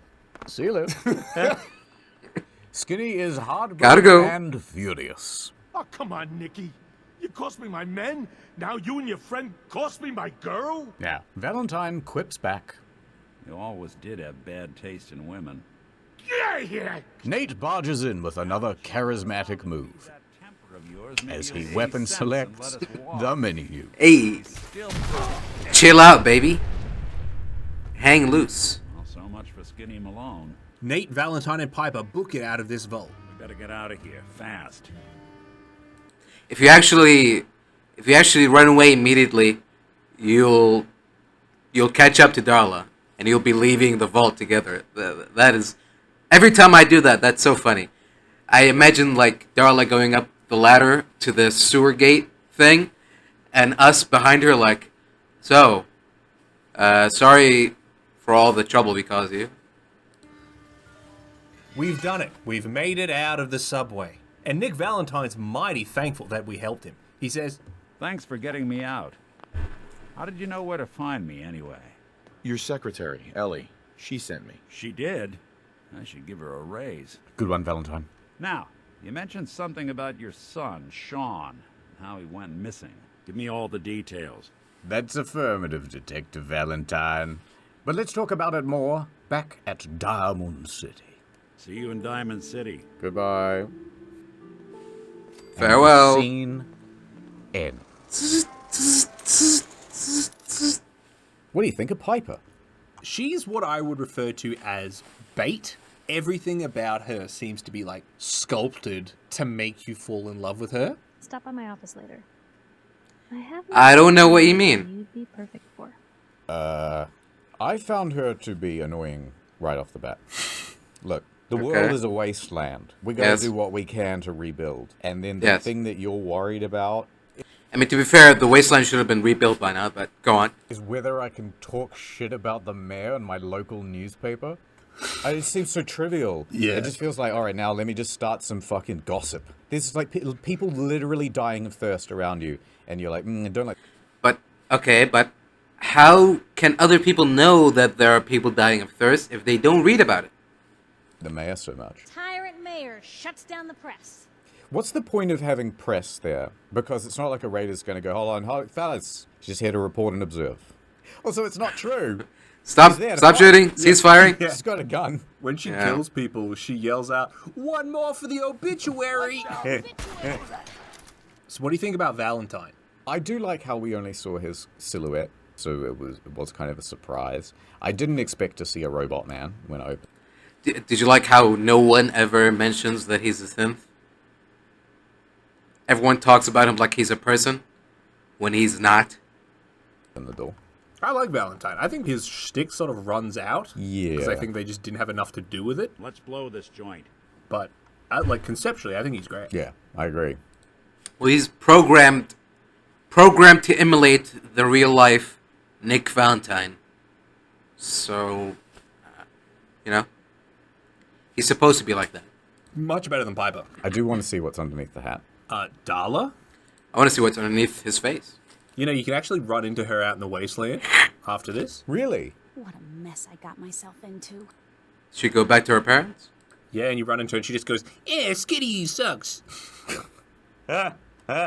Screw Skinny Malone. Who needs that big galoot anyway? That's it. Boy, are we persuasive. Yeah. Cool. Oh. All right, we've got a final one. The video's not even out yet, but we've already got questions coming in from the audience, Mr. Z. The people want to know, why do you drink so fucking loudly? I was thirsty. Oh, yeah. I mean, I have to imagine you're not going to finish this recording while still parched, so I have to imagine you did something to quench that thirst, Mr. Z. What was it? You might have overheard maybe me drinking a game of sauce. Oh, is that what it was? Because it sounded like you were really enjoying it. I tell you what, though, it was the fact that I was drinking it out of one of these cups. It's one of the... yeah. And people are like, what's your mood? And I'm like, I don't even have to say it. We now have Nick Valentine on the case. Sounded real tasty. We gotta find our son. Yes. The Here we go. Valentine Detective Agency. It's good to be back. Ellie? Are you here? Nick? Ellie comes running up to Valentine and she says, Oh God, it's really you. before Ellie can go in for a big robo hug, Valentine quips back in his aloof way. Well, it's hard to mistake this mug for anyone else. You keep laughing at death. Someday, death's gonna laugh back. Valentine then turns to Nate. Not as long as I got a few friends to back me up. Isn't that right, Nate? And then he turns and he Friend. looks at him, and Nate's like, I don't get, you're a robot. I just need You're not my friend. I just met you. Oh, I'm very synth racist. Now, Ellie is very thankful that we saved Valentine. She says, You saved Nick, this agency, and my job. Thank you. But that's not all. Whatever. You deserve a reward. What? Oh, new. We saved You cannot... Hold on. You cannot what? She Hold says, You saved Nick, this agency, and my job. Thank you. But that's... That customer's fault for his HUD. It just always looks like this. What do you mean? What do you mean by that? Which part of the HUD are you talking about, specifically? Because you can change how the dialogue options go, but pretty sure you can change the HUD a bit. I don't know. Yeah, you're gonna have to be more specific. Not all. You deserve a reward. Oh, new wife perhaps? She seems nice. Plus a little something extra. Oh! You're welcome. We pick the sarcastic option. Metal detective delivery at your service. Ellie is no longer aroused. Valentine says, come on, you two. Let's get down to business. Take a seat. So Nate sits down in the chair opposite Valentine, and then stands back up again because there's a delay in the inputs cache. When you're trying to find someone who's There we go. missing, the devil is in the details. Tell me everything you can. Did you get a look at the guys who took short? And Nate says, well, the window was really foggy and iced up, you see. But I saw two people. There was a man and a woman. So we're talking a small team. Yes, says Nate. That is, in fact, technically Two-man the job. smallest number of people you could have in a team. Anything else you remember? They didn't say much, but I remember they called me the backup. Not sure what the backup means. But, says Valentine, This isn't a random kidnapping. Whoever took your kid had an agenda. yeah, but whose agenda? Who do you think did this? There's a lot of groups in the Commonwealth that take people. Raiders, super mutants, the Gunners, and of course there's the Institute. Gunners take kids? Since when do gunners take kids? Did you say the Institute? Piper, get out of here. I'm choosing. I know them. It's the Gunners. Who were the Gunners? High-end mercenaries. No job too brutal. It's very unlikely that the Gunners would kidnap your son, unless they were trying to turn him into a gun or something. Also, they're kind of like raiders. They don't really do anything interesting. Ah, well, I know who it is then. You think raiders? The Raiders. I honestly doubt it. Then why did you suggest it? It's not the Raiders, Nate. They can barely...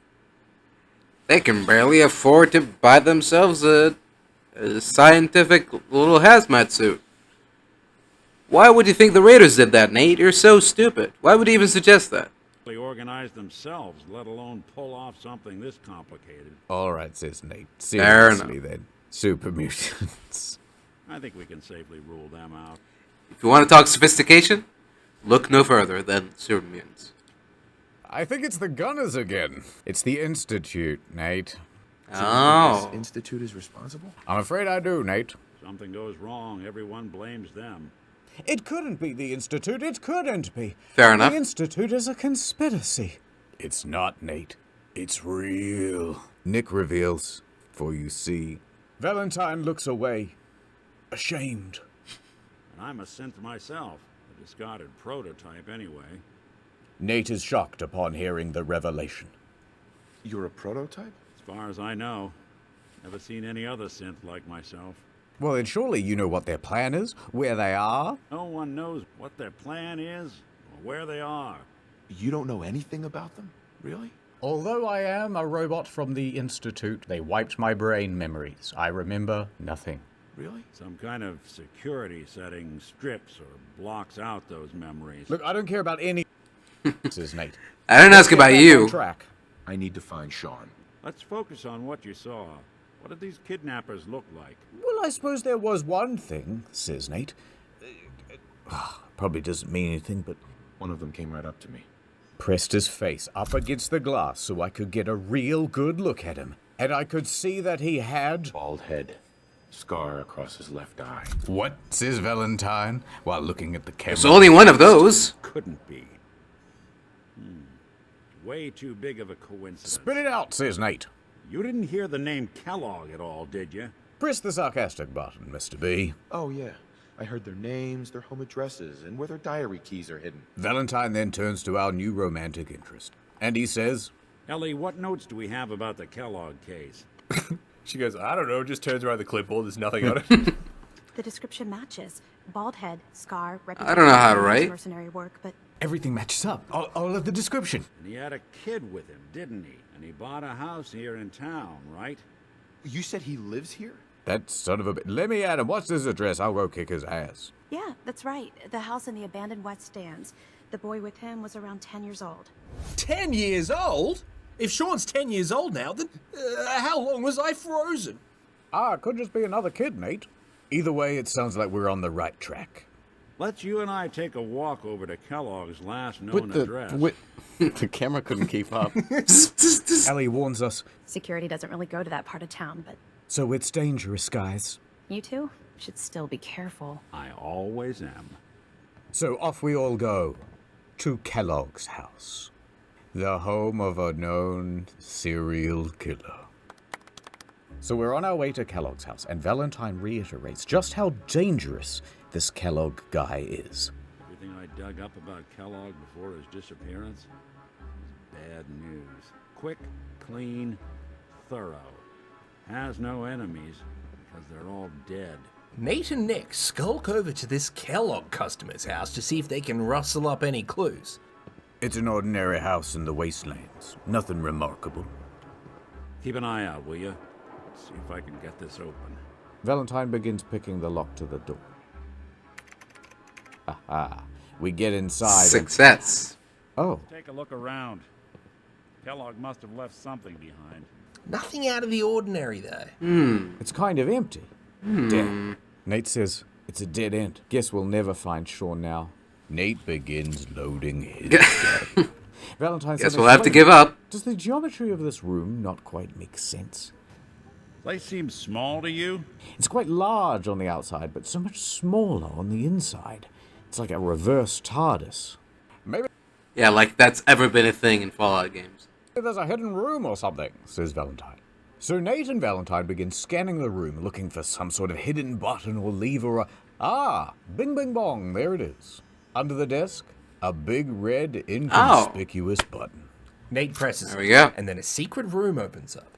That's one way to hide a room. Inside this secret room, there are clues everywhere. Now look at this. All of a Merc's favorite things. He's got ammunition. He's got missiles. He's got... Wait a minute. Is that a bottle of Gamer Subs? The flavors. Look at all the flavors he has, Mr. B. He's got the limited edition Berry Blast. They don't sell that one no more. Oh my God. And he's got the cup too.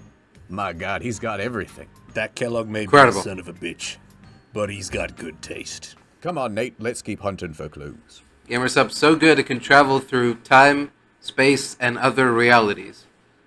So Nate and Valentine keep looking around the safe room. But alas, still no baby Sean. Ah, says Nate, as he returns to his weapons inventory. Wait, says Valentine. What about these cigars here, sitting in this ashtray? Interesting brand. Cigars. San Francisco Sunlights. Won't lead us anywhere on its own, though. If Kellogg likes to smoke these a lot, then perhaps he's been traveling the wastelands smoking these. And if we had, if we had something that like detected scents, we might be able to follow a sort of trail of these cigar stubs all across the wasteland, Nate. Oh, Well. yeah, but nobody can smell that good. If only. Says Nate, walking away. Wait, says Valentine. Some dogs out there in the Commonwealth can track a man for miles. I know a dog. I wonder if dog meat could pick up the scent. I also know who Dogmeat is, despite never meeting him and you having never mentioned him. Why don't you go fetch him and let We him all know him. see if he picks up the trail? So Nate and Valentine walk outside. That and dog Dogmeat's gets already around. there waiting, and he picks up the scent. Got something, boy? Yeah. Dogmeat gets the scent and he heads off out into the wastelands. On the trail. Alright, so Dogmeat leads us to another small cigar stub. It's down by a small dock? Jetty, a pier perhaps. San Francisco Sunlights. Pond? Kellogg's preferred brand, all right. Dogmeat latches onto the next part of the trail. Hier entlang. And then he finds an old campsite that it looks like Kellogg's used recently. It was booby-trapped. A decoy, huh? Clever. That's some good disarming there, Nate. No, let's just rewind. I think we You'll can. notice it's Decoy, a huh? clue because it doesn't let you activate the mine. The You know what I mine. would have done? I probably would have done like a wicked sick backflip or something, and then I wouldn't have been caught in the blast. But Well, I wish I did that. So we follow Dogmeat and his amazing heckin' puppo nose all the way to Fort Hagen. This is some old military fort where it seems that Kellogg's scent goes dry. Maybe he's holed up here. Is this the place? Is he in here, boy? Ja, das ist ein Heidi-Hole. Mr. Z, that's doggo for yes. Well then, let us go into there. We head into Fort Hagen. And it looks like we're in some sort of admin office level. And worse, looks like it's full of synths. The old skeleton scary ones, so... Can't be. Synths is a conspiracy. This definitely has Institute They're not written all real. over it. Does that mean Kellogg's running with the Institute these days? If he's even here. Can't be. The Institute is a conspiracy. That can't be a synth. It can't be. They're not You're not real. You're not real. Synths weren't real. We fight our way through the building. These and we reach lasers an aren't real. elevator. We go down into the belly of the building. And there we hear the echoed din of an all too familiar voice. Yeah, if it isn't my old friend, the frozen TV dinner. That's Kellogg's voice. Last time we met, you were cozying up to the peas and apple cobbler. What? He's saying that we're a frozen TV dinner, which is predicated on the fact of him knowing what a frozen TV dinner is. He killed our wife. He stole our son. Now he's making fun of us for having been frozen. We can't let this stand. So we're trying to get at Kellogg, but every time we try, he's there thwarting us with, like, tricks and traps and stuff. Instead of disarming them, Mr. B just runs right through it and uses a stim pack. After waking up 200 years in the future, nothing can shock me anymore, Kellogg. All the while, Kellogg is on the loudspeaker intercom, taunting Nate. Sorry your house has been a wreck for 200 years, but I don't need a roommate. Leave. He says some more stuff to make us feel unwelcome. It's a bit rude. 50 odds of making it to Diamond City. After that, figured the Commonwealth would chew you up like jerky. I figured the Commonwealth would chew you up and spit you out and chew you up again and then spit you all around the room and then you'd be spit you into the peach cobbler and Here's the thing, Nate, in the Commonwealth we all swallow. Now Kellogg can see that we're not turning around. We're still marching forward. So Kellogg starts monologuing even harder. You got guts and determination. It's admirable. He's just like sitting there with, at a mic, yeah, presumably saying all this. You got guts and stuff. Actually. And now a word from our sponsors. And now, Yellow by Coldplay. Could you just, like, go away, please? Kellogg now, and he's starting to shift from cocky to getting bored now. It's not too late. Stop. Turn around and leave. You have that option. That doesn't work either. Listen, Nate. Really? Listen, though. You've got no idea what you're working with. You are in over your head in ways you can't possibly comprehend. But we kept marching forward right to the final door.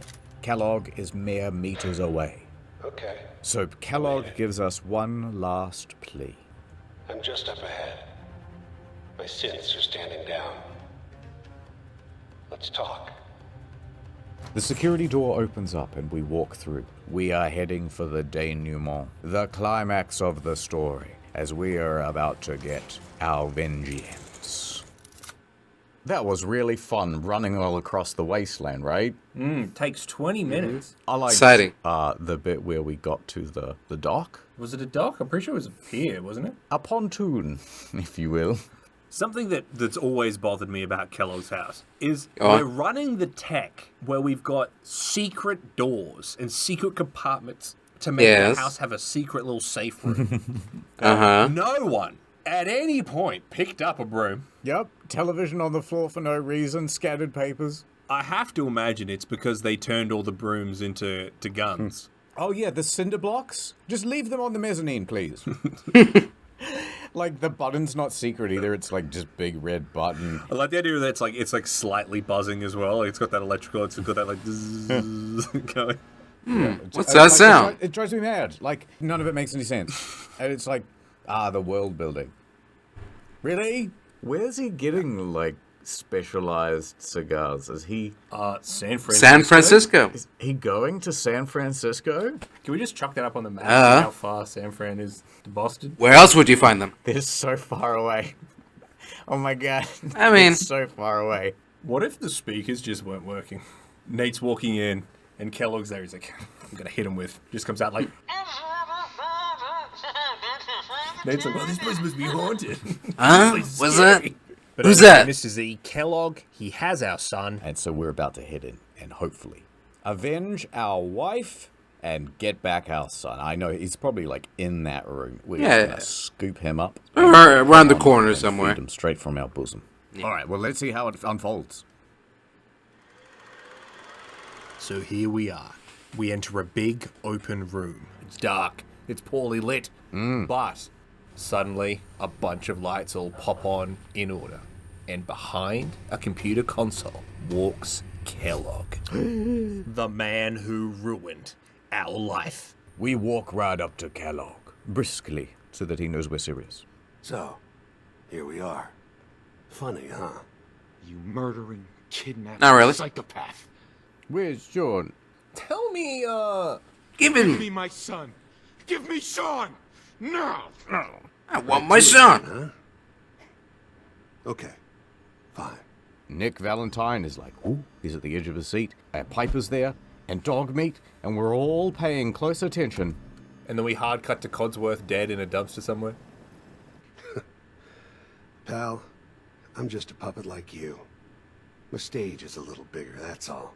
Now, Kellogg decides not to tell us very much at all. He's going to be very cryptic about the whole thing. He's going to be the riddle master. Where is my son? Where is Sean? Sean's a good kid. Bit older than you expected, am I right? Yes, I suspect he is 10 now, because people said they saw you walking around with a 10-year-old boy. But he's doing great. Only, he's not here. If you're hoping for a happy reunion, ain't gonna happen, pal. Oh. Your boy's not here. Oh. So where is he? Sean's in a good place. Where he's safe and comfortable and loved. Where he's safe and comfortable. Oh god, he's dead. He's in heaven. Where he's leading a bunch of tech-obsessed cultists. Isn't he? What's the cliche? So close, but yet so far away. He talks so cryptically for no reason. He is everywhere, but he is nowhere. Fiddle-dee-dee. God damn it, you mercenary. He is there, but he is not. Where is my son? Sean's safe. At home. In the Institute. The Institute? Piper's like, I knew I knew they were He's real. starting to get very angry. So where is it? Huh? Huh? Her? This institute. How do I get there? But Kellogg goes back into cryptic mode. Haven't you been paying attention? You don't find the Institute. The Institute finds you. There's a little institute in all of this. He's so needlessly cryptic. You open the closet. It's just a closet. You can never find the monster that hides inside. You cannot find the Institute and save your boy, Nate. I know how to get in there, Nate, and it's all up here. Says Kellogg, pointing to his brain. But I think we've been talking long enough. Kellogg then says, We both know how this has to end. it's time to duel with guns. Get your stem packs ready. We're gonna do some combat. To the death. In 100 years, when I finally die, I only hope I go to hell, so I can kill you all over again, you piece of shit. Bang. That's a very extreme thing to say, and I forgive Nate for saying it because it's in a moment of extreme anger. I always believe in love, not hate. This is clearly hate Nate coming through. That was actually why they called him Nate. Hate speech. It's a portmanteau of hate and Nathan. I have to admit. Alright. I find myself actually kind of liking you. You, Kellogg. So we blast at Kellogg. A stray bullet hits him right in the face, and his whole head explodes like a big fountain of grape jelly. There's pieces going everywhere, and it's a bit of a stop and stare moment. Everyone's shocked. It's really killed the mood. Just like a chocolate milkshake. Only crunchy. Bah.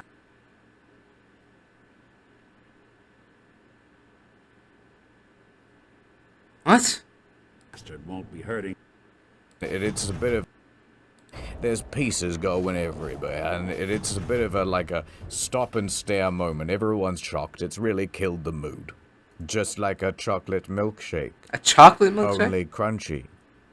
Bastard won't be hurting anyone Okay. else. We then walk over to Kellogg's limp, headless body, and we begin rifling through his pockets, grabbing all his stuff, searching for clues. Why not strawberry? Huh? He's chock full of cybernetic parts and upgrades. Just says Nate as he rips them all out. Yeah, yeah. All this tech. You were barely human.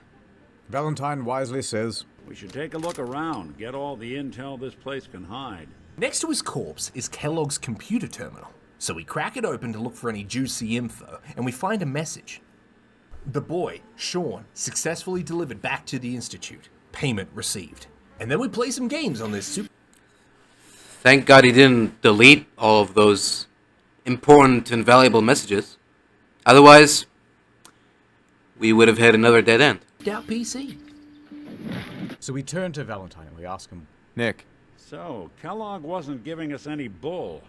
Your son really is on the inside. Surely you can help us, Mr. Valentine, please. My son's trapped in the Institute. Even I don't know where the Institute is. And they built me. Only person I know willing to snoop up the Institute's tail feathers is Piper. Alright, so Mr. Valentine is telling us to go back and talk to Piper, because she is the expert on all things Institute-y. Diamond City it is. Hey, chin up. I know the night just got darker, but it won't last forever. My wife is dead. Let's get moving. Our next mission is clear. Find someone who can help us get into the Institute. Bum bum bam. Nate heads for the exit of Fort Hagen. He's taking the elevator back to the surface. Which is a loading screen. Wow, really? On PC too. Weird. We walk out to a balcony that overlooks the Commonwealth. Wow, look at it all. The Commonwealth. Ah, my son is out there. So beautiful and radioactive. Somewhere. But then Nate looks up and to the right, and... oh my god, what the hell is that? Is that an airship? Oh, you best believe it is. Oh no, and there's a power line right there. They don't know. Someone's gonna tell them. A giant flying airship comes into view, and it's speaking over a megaphone. People of the Commonwealth. That's me. Be not afraid. The airship declares itself as peaceful, so long as you don't interfere in our business, and that they are a faction known as... the Brotherhood of Steel. Which was only patched into the game after the television show came out. Now, the awe-inspiring mood is somewhat spoiled by Valentine when he begins monologuing poetry like an asshole. Deep into that darkness, peering. Long I stood there, wondering, fearing. He's quoting the Raven. Wow, that's frightfully Kafkaesque. What? Shut up, Nick. This is why I never take you with me anywhere. Asshole. I actually hate Valentine for that. Yeah. This isn't scary or anything. It doesn't No. make any sense. So like sterile and just this slow move. It's not like foreboding or like doesn't have that feeling of dread or doom. It's just like a big floating turd just sliding across. There's nothing scary about that. Valentine just turns and looks at Nate and goes, Nate. I'm not even doing a Valentine voice anymore. He goes, Nate, whether 'tis nobler in the mind to endure the sling's arrow. Nate, a lonely, wandering spider high up on promontory it stood. Down came the rain.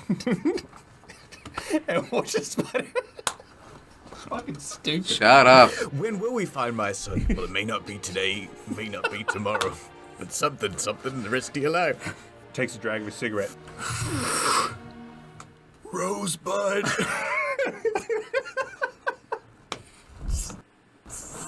It's just fucking references. What could this all mean? What is this brave new world that we have found ourselves in? The fallout from this is gonna be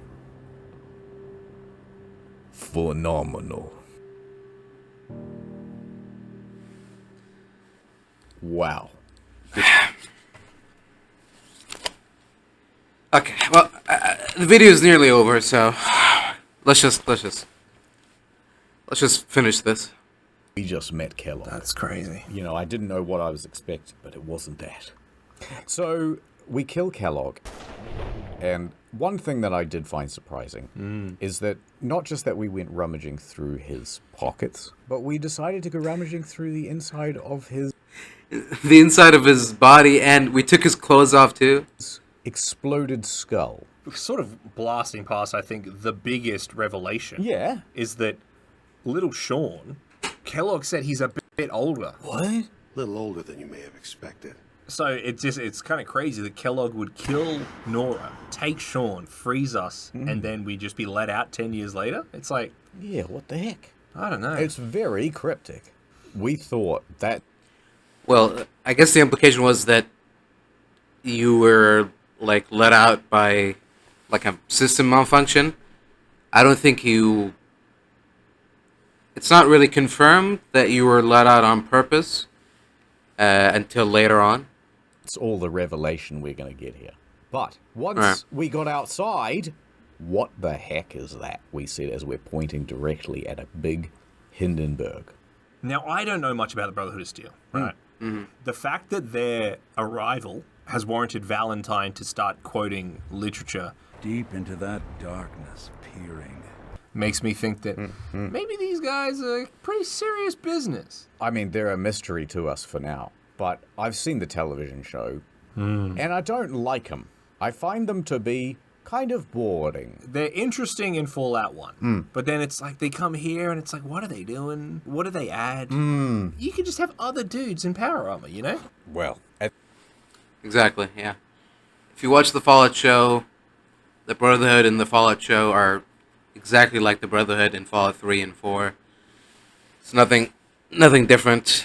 It's all the same. Very generic, like knights, like knights with laser weapons and power armor. They try to gradually make them like more ambiguous, but they're still pretty generic and not interesting at all. Fallout 1, yes. Fallout 2, they didn't really have that big of a role to play. And in Fallout New Vegas, same thing, but their quest line was pretty interesting. But here, Fallout 4, yeah, pretty lame. it's one hell of a setup for the next episode, Mr. B. I can't believe we're going to get 3 views for it because nobody likes it when you split up the video. Well, Mr. B, I think we can all agree. When you gotta be in the wasteland and you gotta drink from a puddle, there's yes. only one way to mask the bad flavor. With a water purifier. How? I'm so glad you asked. So don't forget to get the cup. How are you supposed to know what your own mood is? Why is he a wizard on the cup? I don't know. I had the idea for the mood ball, and then everything else we just kind of reverse engineered it. I don't know. Canonically, he's not supposed to be a wizard. He lost his license. He revealed too many of the magician's secrets. So go to GameUsUp. Oh, so okay, so I thought this was a joke. This is okay. So this is the actual cup. This is what it looks like, and it shows you this bit is like invisible, transparent. Interesting. GG/history. Brought to you. All right, that was pretty neat. All right, well, there you have it. Story mode. So this is what. Okay, so this is the intro they're talking about. This is basically like the first act for Fallout 1. Yeah, I mean, at sort of halfway through the video, I started to have less and less things to say about the video, and I just started watching it without really reacting to it much. So that's unfortunate. But like I said, Fallout 4 is like, it's the least game there is to say about. So, like, Fallout 3 is like so bad in a confusing way that there's so much content there, but Fallout 4 is bad in an incompetent way. It's just like, how did this even happen? This is a joke. This is a house made of, made of, I don't know, sugar glass or something. Like, very, very fragile material. Why would you do this? So yeah, but it was pretty entertaining nonetheless. I sort of figured that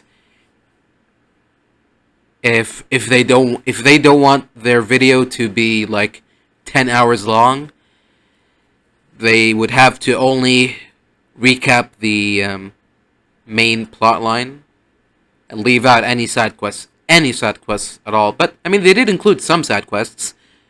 I'm pretty sure Piper's interview is not a main quest. You can ask Mayor McDonough and he'll immediately direct you to Valentine's agency. So I don't think you have to do the interview. I mean, you don't even have to run into Dogmeat. You can just head to the Museum of Freedom immediately. And you know what? I've never done this, but I'm pretty sure you can. From exiting Vault 111, you can immediately run to Diamond City as well. So yeah. So technically there's a lot of optional things you can do that you don't have to do. But anyways. I don't know what else I can say about that. It's a very well-made summary of the first act of the main plot line for Fallout 4. Yeah, well made, funny, and entertaining, and so on. Well edited, and can't wait to see more. And hopefully, after this is done, maybe we'll get a video on New Vegas, or maybe start simple. Fallout 1. I mean, if you're only gonna do the main plot line, Fallout 1's story is pretty short, so who knows? But yeah, anyways, that's it for me. I don't really have anything to add, so I'll see you all very soon.